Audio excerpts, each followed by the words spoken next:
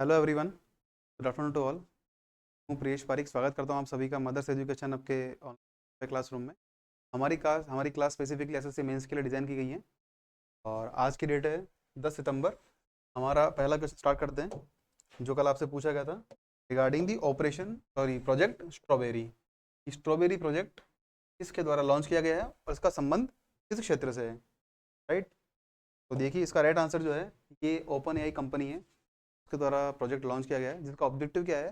जो chat GPT था, आप सभी जानते होंगे, जनरेटिव प्री ट्रेंड ट्रांसफॉर्मर, यानी ऐसा ऐसा सॉफ्टवेयर, ऐसा चैटबॉट जिसमें कि पहले से उसे ट्रेन किया गया, मतलब उसके पास multiple amount of data, vast amount of data उसमें स्टोर किया गया हो और उसी के आधार पर क्या करता है, निर्णय लेने की प्रक्रिया को आसान बनाता है।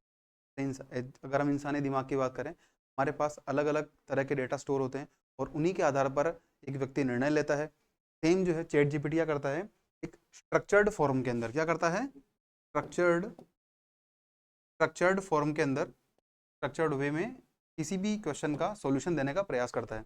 अगर आप लिखते हैं कि भारत की आज़ादी के बारे में एक 300 शब्दों का लेख लिखिए, तो भी चैट जीपीटी लिख सकता है, वो इतनी क्षमता उसके अंदर है। तो ये मॉडल ऐसा है, ये आर्टिफिशियल इंटेलिजेंस मॉडल है, यानी कृत्रिम बुद्धिमत्ता आधारित एक मॉडल है जिसका बेसिक ऑब्जेक्टिव है अलग अलग मैथमेटिकल प्रॉब्लम्स को, प्रोग्रामिंग यानी कोडिंग को, जिससे कि बनते हैं सॉफ्टवेयर, और रीजनिंग को, इस प्रकार के मॉडल्स को सॉल्व करना।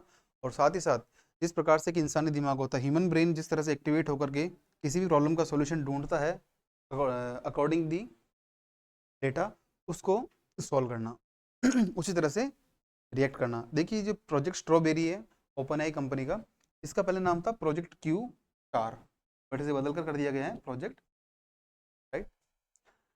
नेक्स्ट हम बात करते हैं अगले क्वेश्चन जो आपसे पूछा गया था गैलेथिया बे के बारे में।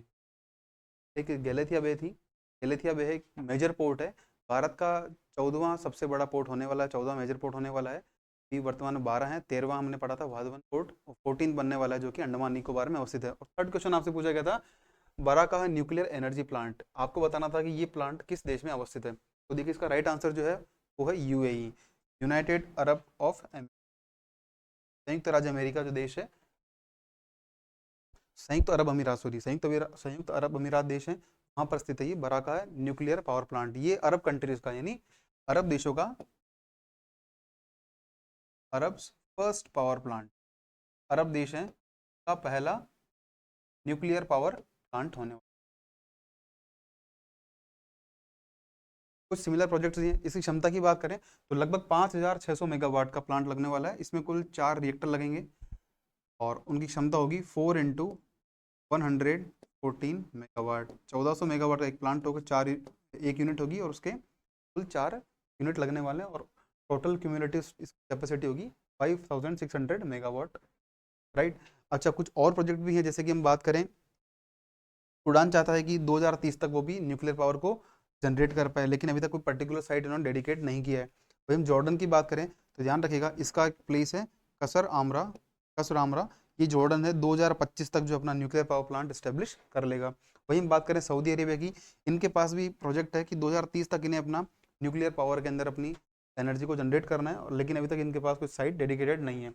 वहीं इजिप्ट की बात करें तो एक प्लेस है अल दवा, ये ध्यान रखिएगा, मिस्र के अंदर अवस्थित देश है जहाँ पर न्यूक्लियर पावर प्लांट है इनका, जो कि इनका कहना है, मिस्र का मानना है कि 2025 तक ये संचालन में आ जाएगा, it will be operational by the end of year 2025। दूसरा है जॉर्डन का कसर आमरा, और तीसरा है यूएई का बराका। ये 3 मेजर प्रोजेक्ट्स हैं, और बराका है जो सऊदी मतलब अरब कंट्रीज का या इस्लामिक देश का सबसे बड़ा पावर प्लांट होने वाला है अरब रीजन।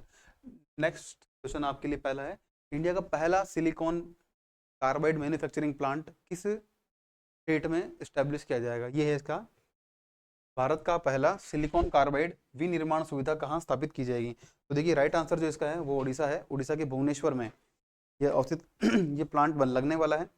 4 ऑप्शन आपके सामने, असम, उड़ीसा, कर्नाटक, गुजरात, तो right answer will be the option B, Orissa. तो देखिए पहला जो प्लांट है भारत का, इसकी कॉस्ट होने वाली ऑलमोस्ट 620 करोड़। क्लियर। इसके लिए गवर्नमेंट ने बिडिंग की है, गवर्नमेंट ने बिडिंग प्रोसेस जारी किया था, जिसमें कि 2 कंपनीज के द्वारा कॉन्ट्रैक्ट को हासिल किया गया, जिसमें कि है RIR पावर इलेक्ट्रॉनिक्स लिमिटेड, ठीक है, RIR power electronic limited company के द्वारा इसे इस्टेब्लिश किया जाएगा एट दी EMC पार्क, जो अवस्थित है इन्फो वैली भुवनेश्वर के अंदर। ये आप ध्यान रखिएगा, कौन करेगा? It will be establish by the RIR power at the info valley at. Orissa के चीफ मिनिस्टर कौन है वर्तमान में? श्री मोहन चरण मांझी। ये आप नाम याद रखिएगा, जो भी स्टूडेंट्स उड़ीसा से बिलोंग करते हैं, they have to keep the remember, they have to keep for the name of honourable chief minister. Next question आपके लिए, who is the men's single US open championship 2024 title winner? यानी 2024 में अभी US open जो tennis का सबसे बड़ा tournament है, one of the 4 grand slam tournament. देखिए टेनिस के अंदर कुल 4 टूर्नामेंट होते हैं।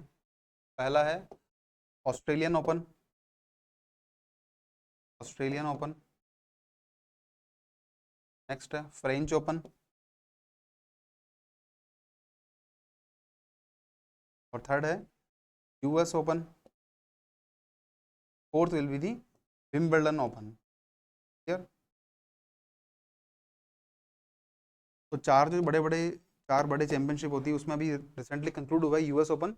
हम डिटेल में बात करने वाले हैं कि ये होता है एक तो मेन सिंगल के लिए, विमेन सिंगल के लिए, मेंस डबल, विमेंस डबल और मिक्स डबल के लिए। इसमें क्या होता है, एक पुरुष और एक महिला टीम के मेंबर होते हैं। तो आपको बताना है कि वर्तमान में US ओपन के मेंस सिंगल टाइटल विनर कौन है।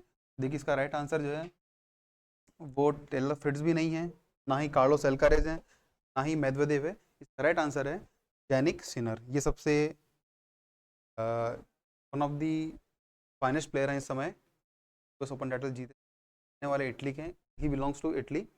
और इन्होंने हराया है यूएस के प्लेयर हैं टेलर फ्रिट्ज। इनको हराते हुए इन्होंने US ओपन चैंपियनशिप का खिताब जीता है।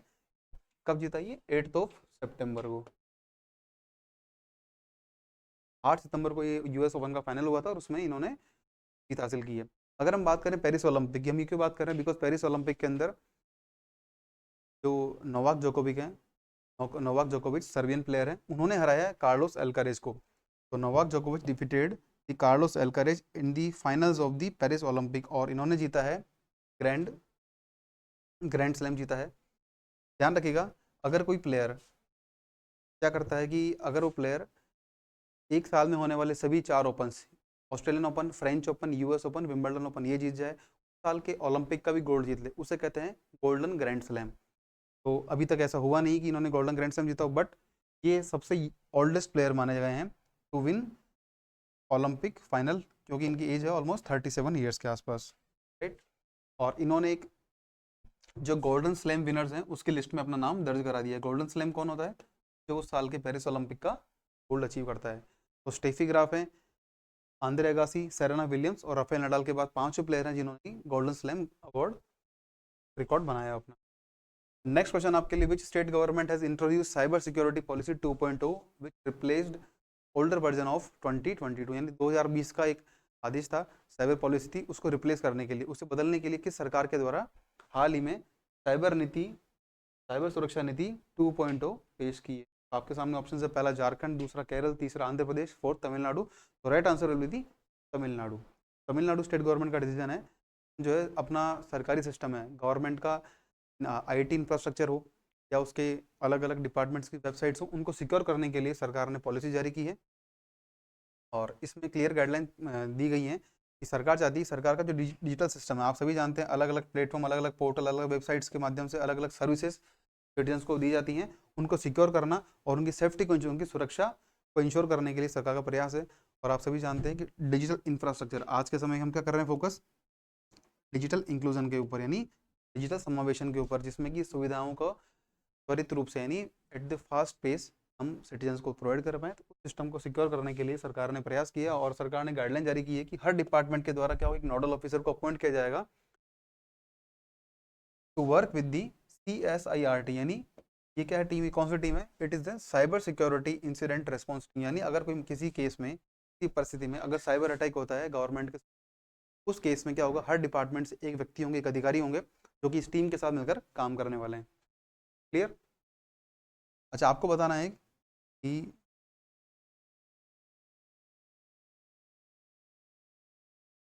थर्ट इन ये संस्था क्या करती है? थर्ट इन, आप बताइएगा अपने एंड पर। ऑर्गेनाइजेशन थर्ट ये क्या है, इसका संबंध साइबर सिक्योरिटी से है। चलिए अगला सवाल बात करते हैं हम। Which city has top the list of the cleanest city in the country under the स्वच्छ वायु सर्वेक्षण 2020, यानी 2024 का स्वच्छ वायु सर्वेक्षण अवार्ड है, वो हाल ही में किस सिटी को मिला है। आपके सामने चार ऑप्शन है, जबलपुर, कोटा, सूरत और इंदौर। देखिए राइट आंसर जो इसका ऑप्शन सी है, which is Surat. Surat city जो है अवार्ड अचीव किया है।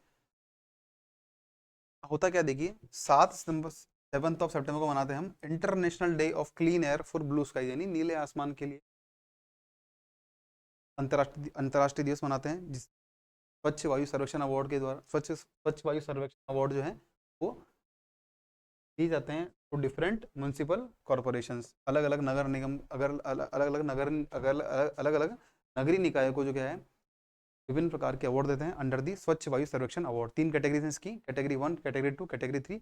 हाल ही में क्या हुआ है, minister of environment, forest and climate change, पर्यावरण, वन पर्यावरण एवं वायु परिवर्तन मंत्रालय के मंत्री हैं हमारे मिस्टर भूपेंद्र यादव जी, उनके द्वारा अवार्ड दिया गया है। It's the ceremony which was held in the Jaipur along with the chief minister bhajan Lal Sharma. Surat city जो है इसको पहला अवार्ड मिला है under the cleanest city award, और ध्यान रखिएगा कि लास्ट ईयर भी हमारी क्लीनेस्ट सिटी थी, और इसको वर्तमान में क्या मिला है, स्वच्छ वायु सर्वेक्षण अवार्ड मिला है। इसके लिए क्या मिलता है इनको, जो सिटी टॉप करती है उसे मिलता है 1,50,00,000 रुपए का चेक मिलता है, साथ साथ कुछ सर्टिफिकेट, ट्रॉफी और ये अवार्ड मिलते हैं, और ये दिया जाता है उस शहर के म्यूनिसिपल कॉरपोरेशन यानी नगर निगम के आयुक्त को, उनको मिलता है उन्होंने इस क्षेत्र में प्रयास किया हो। अब हम बात करते हैं हमारे लिए इंपॉर्टेंट काम की बात क्या है, स्वच्छ वायु सर्वेक्षण सर्वेज, ये कौन करता है और ये कब से शुरू हुआ है, ये हमारे लिए काम की बात है। ध्यान रखिएगा ये शुरू हुआ है इन द ईयर 2017, 2017 में इसकी शुरुआत होती है। कुल 3 कैटेगरीज हैं हमारे लिए, कैटेगरीज इंपॉर्टेंट है, कैटेगरी 1, कैटेगरी 2, कैटेगरी 3, यानी प्रथम श्रेणी, द्वितीय श्रेणी, तृतीय श्रेणी है। प्रथम श्रेणी में वो शहर होते हैं जहाँ की आबादी, उस शहर की आबादी कितनी हो, मोर देन 10 लाख, 10 लाख से अधिक की आबादी है, तो कैटेगरी वन सिटीज़ कहलाएंगी। तो इसमें पहली सिटी है सूरत को मिला है, क्योंकि 200 से 194 पॉइंट इसने प्राप्त किए हैं। दूसरे पर है जबलपुर, तीसरे पर आगरा है। वही हम कैटेगरी 2 की बात करें, द्वितीय श्रेणी की, ऐसे शहर आते हैं जहाँ की जिनकी आबादी 3 लाख से 10 लाख के मध्य हो, और इसमें सिटी ने टॉप किया वो है हमारी फिरोजाबाद, दूसरी अमरावती है, तीसरी झांसी है। और थर्ड कैटेगरी है कैटेगरी 3, तृतीय श्रेणी की शहर, ऐसे शहर जिनकी आबादी 3 लाख से भी कम हो, वो इस श्रेणी के अंदर आते हैं, और इस श्रेणी में अवार्ड जीता है रायबरेली ने, दूसरा नालगोंडा, तीसरा है नालागढ़ सिटी ने। अब देखिए कुल सिटी कितनी है, तो ध्यान रखिएगा कुल 131 सिटीज़ में से ये अवार्ड, 131 सिटी ऐसी सिटी जहाँ पर हम सरकार चाहती है कि कहीं ना कहीं वहाँ का अर्बन इंफ्रास्ट्रक्चर, वहाँ की एटमॉस्फेयर को क्लीन रखा जाए। इसी ऑब्जेक्टिव को अचीव करने के लिए सरकार ने, अच्छा एक पोर्टल है जिसका नाम है प्राण पोर्टल, नाम याद रखिएगा आप, प्राण पोर्टल का संबंध किससे है। इसका बेसिक ऑब्जेक्टिव है नेशनल क्लीन एयर प्रोग्राम यानी एनकेप, यानी राष्ट्रीय स्वच्छ वायु परियोजना के तहत, कार्यक्रम के तहत क्या करना, मॉनिटरिंग करना, सरकार के द्वारा डिसेंट्रलाइज्ड वे में अलग अलग शहरों में किस प्रकार से स्थानीय स्वशासन इकाइयों के द्वारा अलग अलग नवाचार के माध्यम से वहाँ की वायु गुणवत्ता को बढ़ाया जा रहा है, अच्छा रखा जा रहा है। इसकी मॉनिटरिंग कौन करता है, इसकी देखरेख करता है प्राण पोर्टल। क्लियर, ध्यान रखिएगा प्राण पोर्टल का संबंध किससे है, is concern with the National Clean Air Programme. Next question आपके लिए, the first ever India gulf cooperation council joint ministerial meeting और strategic dialogue recently held in which, आपको बताना है कि भारत और खाड़ी सहयोग परिषद के मध्य संयुक्त मंत्री स्तरीय बैठक हाल ही में हुई है, संबंध रहा है रणनीतिक वार्ता से। आपको बताना कि ये मीटिंग किस शहर में हुई, 4 ऑप्शन आपके सामने, पहला है दोहा, दूसरा रियाद, तीसरा कुवैत शहर जो कुवैत की राजधानी है, फोर्थ है आबू धाबी। राइट, तो राइट आंसर जो है सऊदी अरब का रियाद शहर है, यहाँ पर मीटिंग हुई है भारत की, और भारत की ओर से गए हैं हमारे विदेश मंत्री श्री एस जयशंकर। तो external affairs minister doctor S Jaishankar visited the city of Riyadh की सऊदी अरेबिया फ्रॉम 8 to 9 सितंबर, और उन्होंने वहाँ अटेंड किया मीटिंग को, the first India gulf cooperation council joint ministerial meeting for strategic dialogue.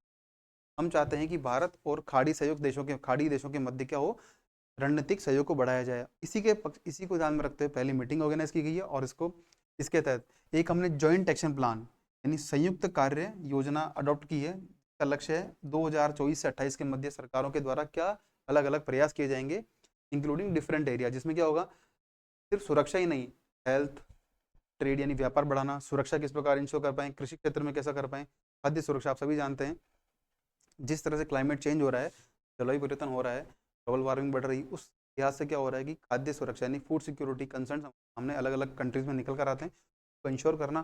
Transportation जो परिवहन सुविधाएं उनके बारे में, एनर्जी सेक्टर ऊर्जा क्षेत्र में, सांस्कृतिक क्षेत्र में और अन्य क्षेत्रों के अंदर एग्रीमेंट हुआ है फॉर दी जॉइंट एक्शन। विभिन्न क्षेत्रों में सरकारें एक साथ मिलकर काम करने वाली। अब हमारे लिए काम की बात है गल्फ कोऑपरेशन काउंसिल यानी खाड़ी सहयोग परिषद। देखिए ये जो कुल 6 देश है खाड़ी देशों में, खाड़ी देश में वो देश आते हैं जो पर्शियन गल्फ के पास अवस्थित हैं। कौन कौन से देश हैं, तो देखिए पहला देश है कुवैत, सेकंड है बहरीन, तीसरा है कतर, चौथा है ओमान और पांचवा यूएई और छठा है सऊदी अरेबिया। 6 देश हैं ये गल्फ कोऑपरेशन काउंसिल। ये सभी वे देश हैं जहाँ पर मुस्लिम आबादी रहती है, मुस्लिम धर्म को मानते हैं और अरब देश, अरब सभ्यता है यहाँ की, मुस्लिम सभ्यता है। इनका मानना है कि हमारे सांस्कृतिक, कल्चरल, सोशल, इकोनॉमिक और पॉलिटिकल यानी सांस्कृतिक, धार्मिक और सामाजिक, राजनीतिक इन क्षेत्रों में सहयोग को बढ़ाना, ये काम किसका है, गल्फ कोऑपरेशन काउंसिल का। कि 6 देश शामिल हैं, 6 के नाम याद रखिएगा आप, सऊदी अरब, बहरीन, कुवैत, कतर, यूएई और ओमान। कुल 6 देश मिलकर आते हैं। इसकी स्थापना होती है इन द ईयर 1981। कब बना था, 1981 में इसकी स्थापना होती है। 6 देश मिलकर बनाते हैं और इसकी स्थापना कहाँ हुई है, इसकी स्थापना होती है सऊदी अरब के रियाद शहर में in the year 1981 to be specific, मई 1981 में इसकी स्थापना होती है। और इसका उद्देश्य क्या है, इसका उद्देश्य है 6 देश हैं जहाँ पर क्या है, अरब और इस्लामिक कल्चर यानी अरब और इस्लामिक संस्कृति, इस्लाम संस्कृति, इन सभी देशों के मध्य सहयोग को बढ़ावा देना, ये इसका सारा एक टोटल एजेंडा है। स्थापना 1981 में होती है। ये आपके लिए सारी काम की। नेक्स्ट हम बात करते हैं the national initiative for development and harnessing innovations Nidhi programme. आपको बताना है कि ये प्रोग्राम किस मंत्रालय के द्वारा लॉन्च किया गया। इसका हिंदी में करते हैं नवाचारों के विकास और उपयोग के लिए राष्ट्रीय पहल। मतलब इनोवेशन क्षेत्र में कोई व्यक्ति, कोई संस्था अगर अच्छा आइडिया लेकर आता है, आइडिया प्रेजेंट करते हैं, तो उन्हें उससे किस प्रकार से हमें रियलिस्टिक रूप प्रदान करना है, उसके संबंध में प्रोग्राम है ये कार्यक्रम। आपको बताना है कि किस मंत्रालय का प्रोग्राम है। इसकी शुरुआत की गई थी इन द ईयर 2016 यानी 2016 में शुरुआत की गई थी। किस मंत्रालय के द्वारा, ये आप बताइए। पहला है विज्ञान एवं प्रौद्योगिकी मंत्रालय, दूसरा है इलेक्ट्रॉनिक सूचना एवं प्रौद्योगिकी मंत्रालय, तीसरा वाणिज्य मंत्रालय, फोर्थ है वस्त्र मंत्रालय। राइट आंसर जो है ministry of science and technology, option A है। देखिए क्या है कि रिसेंटली क्या हुआ है, हमारे मिनिस्टर हैं, यूनियन मिनिस्टर, उनके द्वारा एक 8 नए निधि ITBI यानी निधि इंक्लूसिव टेक्नोलॉजी बिजनेस इंक्यूबेटर्स, ये भारत में ओपन किए गए अलग अलग यूनिवर्सिटीज़ में, अलग अलग इंस्टीट्यूशन में। राजस्थान का सेंट्रल यूनिवर्सिटी किशनगढ़ अजमेर में, वहाँ पर भी एक इंक्यूबेशन सेंटर इस्टेब्लिश किया गया है। हम बात करें आगे हम बात करेंगे कि बिजनेस इंक्यूबेटर क्या होते हैं और यहाँ निधि के बारे में क्या बात की डिटेल के अंदर। बट हमारे लिए जानकारी की बात यह है 8 नए निधि ITBIs इस्टेब्लिश किए गए हैं by the minister of science and technology. Clear.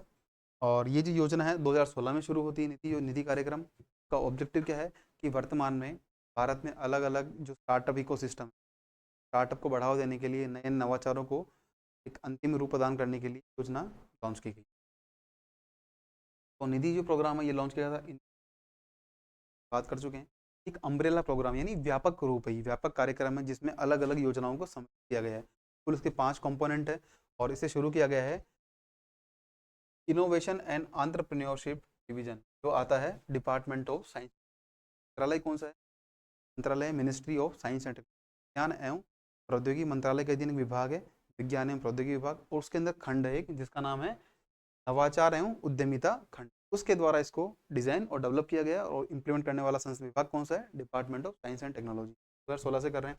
इसका ऑब्जेक्टिव क्या है, इसका ऑब्जेक्टिव क्या है, भारत में अलग अलग नवाचारों की पहचान करना, उन्हें सपोर्ट करना। सपोर्ट किस प्रकार का, आप सभी जानते हैं अगर किसी को बिजनेस सेटअप करना है तो इनिशियल स्टेज में क्या होगा, अलग अलग मार्केटिंग स्ट्रेटजी चाहिए, कैपिटल यानी तो कुछ ना कुछ बड़ी मात्रा में पैसा चाहिए। सुविधा कौन देता है, निधि प्रोग्राम के माध्यम से अलग अलग संस्था सरकार मिलकर देती है, वो कहलाता है इनक्यूबेटर।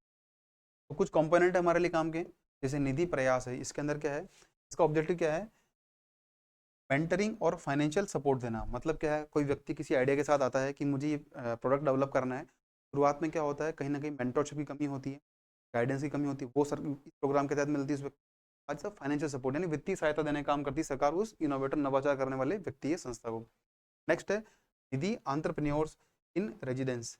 ये प्रोग्राम किसके लिए है, ये प्रोग्राम करता है ऐसे व्यक्ति जो कि फेलोशिप चाहते हैं एंटरप्रेन्योरशिप क्षेत्र में, मतलब जो उद्यमिता क्षेत्र में फेलोशिप चाहते हैं उनके लिए प्रोग्राम चलाया गया है Nidhi residence in entrepreneurs in residence. Third इसका पार्ट है the Nidhi seed support programme. Seed support क्या होता है, देखिए अगर कोई व्यक्ति एक बिजनेस शुरू करता है, स्टार्टअप शुरू करता है, तो प्रारंभिक अवस्था में एक अमाउंट की जरूरत होती है, कुछ पैसे की सेटअप करने के लिए कुछ पैसे की रिक्वायरमेंट होती है, और ये सुविधा मिलती है यहाँ से, जिसे कहते हैं सीड फंडिंग या सीड सपोर्ट फंडिंग। इस प्रकार से अगर हम फसल को बोते हैं, डालते हैं, बीज के लिए, बीज को अंकुरित होने के लिए क्या चाहिए, अनुकूलतम अवस्थाएं चाहिए, तापमान संतुलित हो, वर्षा की मात्रा संतुलित हो, और जल की उपलब्धता बराबर हो, नमी रहे, और उसको देख रेख के लिए हमें अलग अलग कीटनाशक भी इस्तेमाल करने होते हैं। इसी प्रकार से क्या होता है, एक उद्यम की स्थापना के लिए हमें अलग अलग संसाधनों की आवश्यकता होती है, जिसमें क्या होता है, इंफ्रास्ट्रक्चर हो, इकोसिस्टम अच्छा हो, कि कॉम्पिटिटिवनेस मेंटेन की जा सके, साथ ही साथ फाइनेंशियल सपोर्ट की रिक्वायरमेंट होती है। ये सारा काम मिलता है निधि प्रोग्राम के तहत। फोर्थ पार्ट है इसका निधि एक्सेलरेशन, यानी इसका मतलब क्या है कि अगर कोई बिजनेस आइडिया लेकर आता है कोई व्यक्ति, उस बिजनेस आइडिया को प्रिपेयर्डनेस स्टेज में, यानी उसको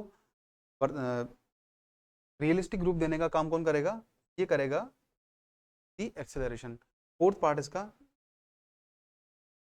में क्या है कि 3 से 6 महीने का एक क्या होगा, fast track structured course programme चलाया जाएगा, जिसका ऑब्जेक्टिव होगा कि एंटरप्रेन्योरशिप किस प्रकार की जाए, क्या क्या चैलेंज आ सकते हैं, प्रकार डील करना, और किन प्रोग्राम के तहत वो सरकार के द्वारा प्रदान की गई सुविधा का लाभ ले सकते हैं। ये सारा होता है प्रोग्राम के। नेक्स्ट हम बात करते हैं which government is set to launch अविकसित programme for high IQ students. ऐसे विद्यार्थी जिनकी इंटेलिजेंट क्वेश्चन यानी बुद्धि लब्धि, यानी मतलब कि जिनका इंटेलिजेंस क्वोशेंट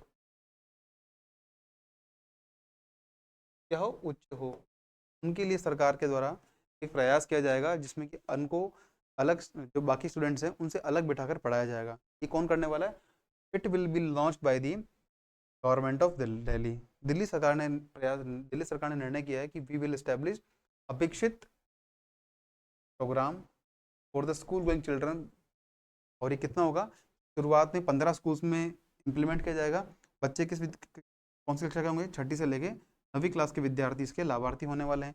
इसका ऑब्जेक्टिव क्या है कि एक IQ टेस्ट लिया जाएगा, यानी इंटेलिजेंट क्वेश्चन टेस्ट होगा, जिसमें अलग अलग प्रश्न पूछे जाएंगे, लॉजिकल और रीजनिंग बेस्ड, और उनके आधार पर बच्चों का चयन करके को पढ़ाया जाएगा। इसलिए किया जा रहा है बिकॉज एक क्लास में क्या होता है, अलग अलग कैटेगरीज के अलग अलग IQ के अलग अलग बच्चे होते हैं। तो कहीं ऐसा ना हो कि जिन बच्चों का IQ अधिक है उनके साथ इनजस्टिस यानी न्याय नहीं हो। इसको दूर करने के लिए सरकार ने प्रयास किया कि हम 15 स्कूल्स में ऐसा इंप्लीमेंट करने वाले हैं। अब इसके लिए क्या होगा, ऐसे बच्चे जिनका IQ लेवल कितना हो, 130 से अधिक हो, यानी एक टेबल है जो बताती है कि कौन सा व्यक्ति किस कैटेगरी के अंदर आता है। कैटेगरी के अकॉर्डिंग IQ लेवल अगर 130 से अधिक है, उन बच्चों को इसका लाभ मिलने वाला है। वो आपके सामने टेबल है, इसको पढ़ लीजिएगा आप। ऐसा व्यक्ति जिसका 90 से 109 के बीच में IQ स्कोर आता है, उसे सामान्य श्रेणी का व्यक्ति माना जाता है। और ध्यान रखिएगा, विश्व में सर्वाधिक व्यक्ति इस श्रेणी में आते हैं, अराउंड 50%, एक्जैक्टली 50% के आसपास।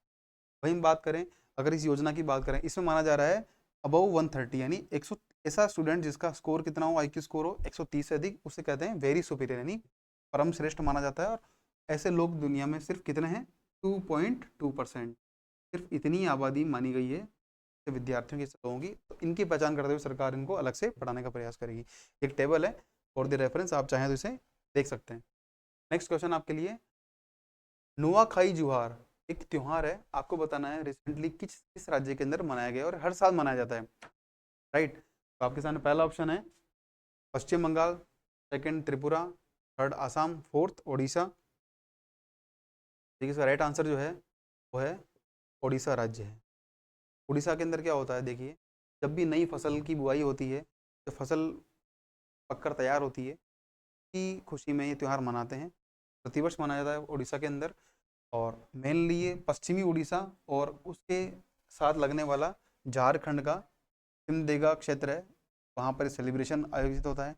देखिए इसमें दो शब्द हैं, नुआ और खाई। नुआ का मतलब होता है नया, खाई मतलब फूड, यानी ऐसी फसल जो अभी नई नई अंकुरित हुई है और अंकुरन के बाद वो फसल तैयार हो गई है, उसे खाने में प्रयोग ले सकते हैं। इसी खुशी में क्या होता है, ये त्यौहार मनाते हैं। ये है एग्रीकल्चरल फेस्ट, यानी कृषि से संबंधित उत्सव है जो प्रतिवर्ष मनाते हैं इन दी मानसून सीजन, और मेनली होता है चावल के सीजन। जब चावल की खेती की जाती है, चावल की नई फसल आती है, उसके स्वागत में, उसके उपलक्ष्य के अंदर ये त्यौहार मनाते हैं स्टेट ऑफ।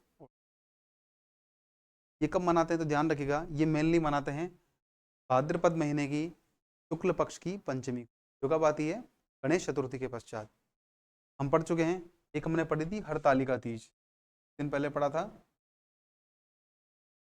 हरतालिका तीज। ये कब आती है, भाद्रपद माह के शुक्ल पक्ष की तृतीया को, और उसके अगले दिन चतुर्थी आती है, उस दिन मनाते हैं गणेश चतुर्थी, और उसके नेक्स्ट डे आता है भाद्रपद महीने के शुक्ल पक्ष की पंचमी, और उस दिन मनाते हैं ये त्यौहार जिसका नाम है नुआखाई त्योहार in the state of Odisha.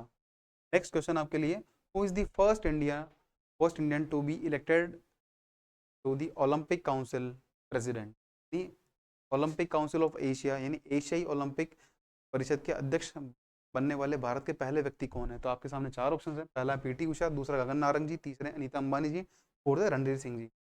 देखिए पीटी उषा जी जो है ना, ये वर्तमान आप सभी जानते हैं इंडियन ओलंपिक एसोसिएशन यानी भारतीय ओलंपिक संघ की अध्यक्ष हैं, क्लियर। गगन नारंग जी हैं, ये क्या रहे हैं, ये रहे भारत के चीफ ए मिशन, यानी भारतीय दल जो गया था पेरिस ओलंपिक के अंदर, वहां पर भारत की भारतीय दल के प्रमुख प्रवक्ता के रूप में कौन गए थे, गगन नारंग जी। थर्ड है नीता अंबानी जी, तो ये हमारी इंटरनेशनल ओलंपिक कमेटी, अंतर्राष्ट्रीय ओलंपिक समिति के अंदर क्या है, ये एक मेंबर हैं आईओसी के अंदर। फोर्थ ऑप्शन बचता है राजा रणधीर सिंह जी का, ये हैं पंजाब से आते हैं बेसिकली, और इन्हीं को बनाया गया है, he has been elected as the president of Olympic council of एशियाई क्षेत्र के लिए जो ओलंपिक काउंसिल है का बेसिक ऑब्जेक्टिव क्या है, एशिया क्षेत्र में आने वाले लगभग 45 देशों के सभी अलग अलग खेल संघों का रिप्रेजेंटेशन इसके अंदर हो, और उसी के अध्यक्ष बने हमारे फॉर्मर शूटर, यानी शूटर थे, उन्होंने ओलंपिक के अंदर 5 बार पार्टिसिपेट किया है। सर्वाधिक बार ओलंपिक के अंदर भाग लेने वाले खिलाड़ी कौन है, ये आपके लिए क्वेश्चन है।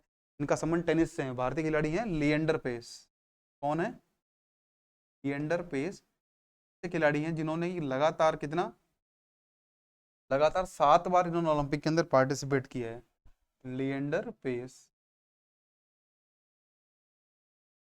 इन्होंने 7 बार लगातार ओलंपिक के अंदर पार्टिसिपेट किया, क्लियर। और उसके बाद सेकंड नंबर पे आते हैं 5 बार के ओलंपियन प्लेयर हमारे राजा रणधीर सिंह जी, और इन्हें बनाया गया है ओलंपिक काउंसिल ऑफ एशिया का प्रेसिडेंट। और ये कहाँ हुई थी मीटिंग, इसके बारे में डिसीजन हुआ था 44th जनरल असेंबली की मीटिंग होती है, जो होती है भारत मंडपम, जो कहाँ स्थित है, नई दिल्ली के प्रगति मैदान में। अब थोड़ी हम बात करते हैं कि राजा रणधीर सिंह जी कौन थे। इन्होंने 5 बार ओलंपिक के अंदर पार्टिसिपेट किया, हम पढ़ चुके हैं ये बात। और कब से कब तक, तो 1968 से 1984 के मध्य। हालांकि इन्हें कोई ओलंपिक मेडल अचीव नहीं किया, बट हम बात करें एशियन गेम्स की, एशियन गेम्स के अंदर क्या है, इन्हें एक तो मिला गोल्ड मेडल, एक मिला सिल्वर मेडल, एक मिला ब्रॉन्ज मेडल। तो गोल्ड मेडल की बात करें, ये मिला इन्हें इंडिविजुअल यानी व्यक्तिगत स्पर्धा में मिला है गोल्ड मेडल, और ब्रॉन्ज मिला है, और एक टीम को मिला है, टीम इवेंट में मिला है इनको silver medal in the year 19, clear. और इसी के उपलक्ष्य में इनके खेल में अभूतपूर्व योगदान को देखते हुए इन द ईयर 1979 में दिया गया है अर्जुन अवार्ड। 1979 में दिया गया है अर्जुन अवार्ड, और उसके बाद भी इसके बाद इन्हें महाराजा रणजीत सिंह अवार्ड भी पुरस्कार प्रदान किया। ये रही बात राजा रणजीत सिंह के बारे में, जो कि क्या बने हैं एशियाई ओलंपिक संघ, एशियाई ओलंपिक परिषद के। कुछ न्यूज़ हमारे सामने आती है, पहली न्यूज़ आ रही है Asia Pacific ministerial conference on civil aviation, यानी नागरिक उड्डयन क्षेत्र में सिविल एविएशन सेक्टर है, उसमें भारत और एशिया और प्रशांत क्षेत्र के मिनिस्टर्स की मीटिंग हुई है। ये कब होगी, कब होगी ये होने वाली है 11 से 12 तारीख को नई दिल्ली में, मतलब आज 10 तारीख है, अगले 2 दिन में भारत के अंदर मीटिंग होने वाली है, जिसका एजेंडा क्या होगा, कि सिविल एविएशन क्षेत्र के अंदर क्या क्या हम नवाचार कर पाएँ, इस प्रकार के डिसीजन हम ले सकते हैं। ध्यान रखिएगा, भारत के सिविल एविएशन मिनिस्टर कौन है, नागरिक उड्डयन मंत्री कौन है, तो मिस्टर किंजरापू राम मोहन नायडू जी, KR नायडू जी वर्तमान में भारत के नागरिक उड्डयन मंत्रालय के प्रमुख मंत्री हैं, राइट।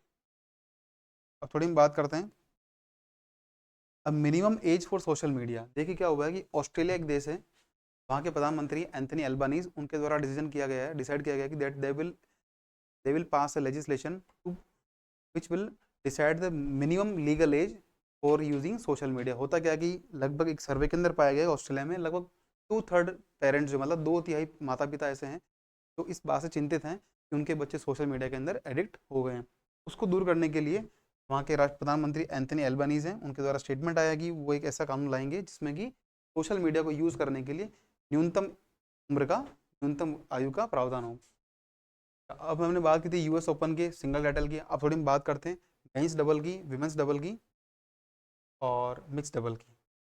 क्लियर, हम बात करें मेंस डबल की यानी पुरुष युगल प्रतियोगिता का पुरस्कार किसने जीता है, तो ऑस्ट्रेलिया के खिलाड़ी हैं Max Purcell and Jordan Thompson.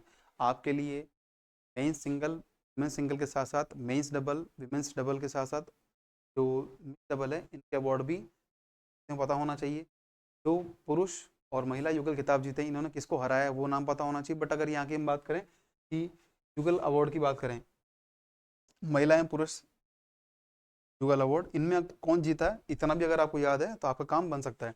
Australia खिलाड़ी मैक्स पर्सेल और जॉर्डन थॉमसन इन्होंने हराया है जर्मनी की टीम को, जिसमें खिलाड़ी थे केविन क्रेविड्स और टीम वेज। देखिए इतना नाम इंपॉर्टेंट नहीं, आपके लिए इंपॉर्टेंट क्या रहेगा किस खिलाड़ी ने ये मेंस डबल का अवार्ड जीता है। पहले आपको दो पता होना चाहिए प्ले खिलाड़ी हैं। सेकंड हम बात करें विमेंस डबल की, तो लातवी खिलाड़ी हैं एक तो जेलेना ओस्टापेंको और यूक्रेन की खिलाड़ी हैं लिडमाइला किचेनॉक। ये दो खिलाड़ी हैं, आपको नाम याद रखना है, इन्होंने क्या जीता है विमेंस डबल का अवार्ड जीता है US ओपन 24। नेक्स्ट हम बात करें मिक्स डबल की, में एक पुरुष खिलाड़ी एक महिला खिलाड़ी भाग लेते हैं दोनों टीम में। इटालियन प्लेयर हैं सारा ईरानी और एंड्री बाबासोरी। तो सारा ईरानी एंड्री बाबासोरी इन्होंने जीता है मिक्स डबल का अवार्ड इन दी US। अच्छा रिसेंटली क्या हुआ देखिए, आइडियाज़ फॉर लाइफ कैंपेन के बारे में बात की गई है। ये कब हुआ था, जब हमने बात की थी नेशनल क्लीन एयर प्रोग्राम यानी स्वच्छ वायु सर्वेक्षण पुरस्कार जब दिए गए सूरत सिटी को, उस दौरान क्या हुआ, भारत के वन पर्यावरण एवं जलवायु परिवर्तन मंत्रालय के मंत्री हैं भूपेंद्र यादव जी, उन्होंने कहा आइडियाज़ फॉर लाइफ मिशन के तहत कोई भी व्यक्ति भारतीय नागरिक 7 तरह की अलग अलग थीम है मिशन लाइफ के अंदर। मिशन लाइफ क्या है, लाइफ स्टाइल फॉर एनवायरमेंट, ये पर्यावरण के लिए जीवन शैली, ये एक सरकार का कार्यक्रम है। इस मिशन के तहत क्या है 7 अलग अलग थीम्स पर यानी 7 अलग अलग थीम पर कोई भी व्यक्ति अपनी इनपुट दे सकता है। जिससे होगा save water, save energy, reduce waste यानी जल संरक्षण, ऊर्जा संरक्षण और अपशिष्ट कम से कम करना, रिड्यूस ई वेस्ट यानी ई वेस्ट जो हमारा होता है इलेक्ट्रॉनिक वेस्ट उसको न्यूनतम करना, और सिंगल यूज़ प्लास्टिक, सब प्लास्टिक जिसे हम एक ही बार यूज़ करते हैं उसको नो कहना मतलब उसको अवॉइड करना। अडॉप्ट सस्टेनेबल फूड सिस्टम यानी ऐसे खाद्य प्रणालियाँ इस्तेमाल करना जो कि टिकाऊ हो, मतलब पर्यावरण को नुकसान कम से कम पहुँचाए। सेकेंड है अडॉप्ट, लास्ट है अडॉप्ट हेल्दी लाइफ यानी ऐसी जीवन शैली को अपनाना जो कि क्या हो पर्यावरण के अनुकूलतम हो। इस प्रकार के 7 अलग अलग थीम के अंदर कोई भी भारतीय नागरिक अपने सुझाव दे सकते हैं गवर्नमेंट ऑफ इंडिया। अच्छा एक व्यक्ति की अपॉइंटमेंट आती है हमारे सामने, ऑफिसर है ये तुहिन कांता पांडे जी। तुहिन कांत पांडे कौन है, ध्यान रखिएगा, भारत की कैबिनेट कमेटी है, कैबिनेट कमेटी ऑफ अपॉइंटमेंट यानी कैबिनेट नियुक्ति से संबंधित कैबिनेट कमेटी, इसके द्वारा एक आदेश पारित हुआ है, कहा गया है कि तुहिन कांत पांडे को क्या बनाएंगे एज दी फाइनेंस सेक्रेटरी यानी वित्त सचिव बनाया गया है। क्या बनाया गया है, वित्त सचिव। भारत के पहले वित्त सचिव कौन थे इससे पहले टीवी सोमनाथन जी थे, जिनका लास्ट मंथ क्या अपॉइंटमेंट किया गया है एज दी इस महीने अपॉइंटमेंट किया गया एज दी कैबिनेट सेक्रेटरी। तो टीवी सोमनाथन जो है पहले भारत के वित्त सचिव थे, इन्हें हटाकर बनाया गया, अब इन्हें बना दिया गया कैबिनेट सेक्रेटरी, कैबिनेट सचिव, और उनका प्लेस पे कौन बनाए गए हैं, तुहिन कांत पांडे जी को बनाया गया वित्त सचिव बाय दी गवर्नमेंट ऑफ। अच्छा एक रिपोर्ट हमारे सामने निकल कर आती है जिसमें कहा गया है कि भारत एकमात्र ऐसा देश बना है जिसने चीन और US को पीछे छोड़ते हुए 9.3 मिलियन टन को प्लास्टिक का उत्सर्जन प्रतिवर्ष हम करते हैं। तो चिंताजनक बात है कि भारत में हम प्रतिवर्ष 9.3 मिलियन टन प्लास्टिक कचरे का हम उत्सर्जन कर रहे हैं। दो तरह से होता है, एक तो हम जो यूज़ कर रहे हैं, दूसरा हम जब जलाते हैं प्लास्टिक को उससे जो पॉल्यूशन होता है उसको भी इसमें काउंट किया गया है ग्लोबली देखा जाए। अच्छा, रिसर्च किसने की? ये की है यूनिवर्सिटी ऑफ लीड्स। लीड्स विश्वविद्यालय के शोधकर्ता हैं, उनके द्वारा रिसर्च की गई है और इसे प्रकाशित किया गया है एक जर्नल है नेचर जर्नल नाम से। एक नेचर नाम का जर्नल है, में इसको प्रकाशित किया गया है और कहा गया है कि विश्व में प्रति वर्ष लगभग 251 मिलियन टन का प्लास्टिक कचरा हम का उत्सर्जन कर रहे हैं। और अगर इसकी मात्रा कितनी है, लगभग 2 लाख ओलंपिक साइज के जो स्विमिंग पूल्स होते हैं हम फिल कर पाएँ, इतने बड़ी मात्रा में कचरा प्रतिवर्ष हम रिलीज कर रहे हैं इन दी एनवायरनमेंट। क्लियर? और भारत जो है कुल विश्व के प्लास्टिक कचरे का 20% कॉन्ट्रीब्यूट करता है, यानी 251 सॉरी 1/5 ये 20% कर रहा है। मतलब जो कुल प्लास्टिक कचरे के द्वारा होने वाला प्रदूषण है उसका 20% कर रहा है भारत, कर रहा है। ये बताया गया इस जर्नल के अंदर। ऐसा होता कैसे है, कैसे किस प्रकार से हम 9.3 मिलियन टन तक पहुंचे? क्योंकि plastic waste pollution, plastic waste वो हम करते हैं ऑलमोस्ट 5.8 मिलियन टन। जब इसे हम जलाते हैं तो उससे भी निकलती हानिकारक गैसेस, जिससे क्या होता है जल और वायु प्रदूषण होता है, लैंड एयर और वाटर के अंदर पोल्यूशन होता है। इसकी मात्रा है 3.5 मिलियन। इस प्रकार से भारत जो है चीन को और यूएस को पीछे छोड़ते हुए हम फर्स्ट नंबर पे आ गए प्लास्टिक वेस्ट पोल्यूशन। राइट? अच्छा, एक इसमें फिगर डेटा सामने आया है जिसमें बताया गया है कि दक्षिण एशिया, सब सहारन अफ्रीका और साउथ ईस्ट एशिया, यानी दक्षिण एशिया, सहारा के जो सहारा क्षेत्र है अफ्रीका के अंदर वो क्षेत्र, और एक दूसरा है दक्षिण पूर्वी एशिया, इन देशों के द्वारा अधिक मात्रा में प्लास्टिक का उत्सर्जन होता है। भाई अगर हम बात करें ऐसी कंट्रीज जो क्या है हाई इनकम कंट्रीज है, HIC, यानी ऐसे देश जिन प्रतिवर्ष प्रति व्यक्ति आय कितनी हो, लगभग $13,846, इससे अधिक हो प्रतिवर्ष, ऐसे देश कहे जाते हैं उच्च आय वाले देश, यानी हाई इनकम कंट्रीज।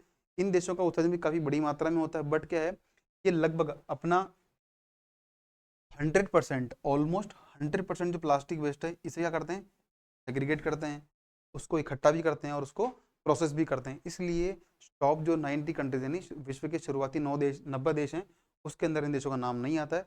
बट ऐसा नहीं है कि जो पश्चिमी देश हैं, टॉप कंट्रीज़ हैं, हाई इनकम कंट्रीज़ हैं, तो उनके द्वारा प्लास्टिक वेस्ट का नहीं होता है। बट क्या करते हैं वो 100% जो उनका प्लास्टिक डिस्पोजल है उसको मैनेज कर लेते हैं वो, इसलिए इस लिस्ट में उनका नाम नहीं आया है। और ऐसा माना गया है, ध्यान रखिएगा, ऑलमोस्ट 70% के अराउंड जो है विश्व के कुल 20 देश ही इसको प्लास्टिक वेस्ट के पोल्यूशन। भारत का पहला बायो हाइड्रोजन प्लांट किस कंपनी के द्वारा लिया जाएगा? सरकार के द्वारा बिडिंग के अंदर कॉन्ट्रैक्ट हासिल किया है, वो 2 कंपनीज हैं, एक तो है जेनसॉल इंजीनियरिंग, दूसरी है मैट्रिक्स गैस एंड रिन्यूएबल। इन दोनों कंपनी से डिसाइड किया है कि 18 महीने के अंदर अंदर ये प्लांट इस्टेब्लिश करेंगे, जिसका बेसिक ऑब्जेक्टिव क्या होगा कि जो प्रतिदिन बायो वेस्ट जनरेट होता है, बायो वेस्ट निकलने वाले बायो वेस्ट का 25 मिलियन टन बायो वेस्ट से 25 टन बायो वेस्ट से क्या करेंगे, 1 टन ग्रीन हाइड्रोजन को प्रोड्यूस करने वाले हैं। और कब होगा? 18 महीने बाद ये प्लांट ऑपरेशन में आ जाएगा। तो आपके लेटर में है ग्रीन बायो हाइड्रोजन क्या होता है, आप सभी परिचित हैं हाइड्रोजन से। बायो हाइड्रोजन वो हाइड्रोजन है जिसका वो ऑर्गेनिक वेस्ट से हाइड्रोजन का प्रोडक्शन किया हो सकते हैं, जैसे कि पेड़ पौधे हों, लकड़ियाँ हों, वुड वेस्ट हों, और कुछ माइक्रो ऑर्गेनिज्म यानी सूक्ष्म जीवी हों, उनके द्वारा प्रोसेसिंग करके हम क्या बनाते हैं, बायो हाइड्रोजन। क्लियर? ये हमारी क्लास समाप्त करते हैं आज। विधि थी तो आप ट्राई करिएगा अपने एंड पर इनको सोल्व करने का।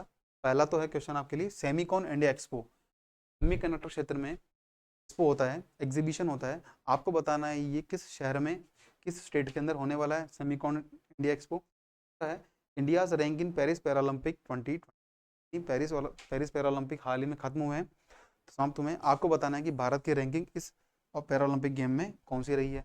तीसरा क्वेश्चन आपके लिए, वैली फीवर, घाटी बुखार, घाटी मतलब क्षेत्र जहाँ पर वैलीज हों, घाटियाँ हों, उसका नाम है वैली फीवर। आपको बताना है ये बुखार, ये फीवर किस कंट्री में, किस रीजन के अंदर अभी न्यूज़ में रहा है। अगर आपकी तरफ से कुछ सुझाव हो तो प्लीज़ कमेंट बॉक्स के अंदर मेंशन करिएगा। अगर आपको हमारा लेक्चर अच्छा लगा हो तो लाइक शेयर करिए क्लास में। तब तक के लिए आप पढ़ते रहिए।